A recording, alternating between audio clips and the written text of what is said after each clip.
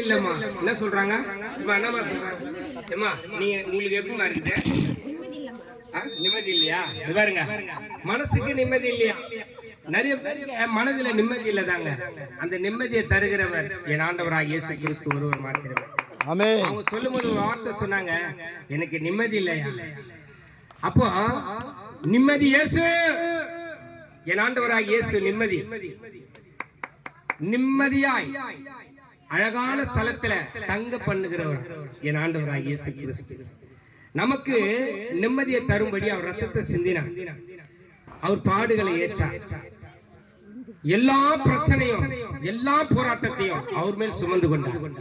என் ஆண்டவராகிய இயேசுக்கு ஒரு பேர் உண்டு, நிறைய பேர் உண்டு. சமாதான பிரபு, சமாதான கர்த்தர். இன்னொரு பேர் இருக்குது, நல்லா பாருங்க, மாறாதவர். நல்லா கவனிங்க, மாறாதவர். அவர் நேற்றும்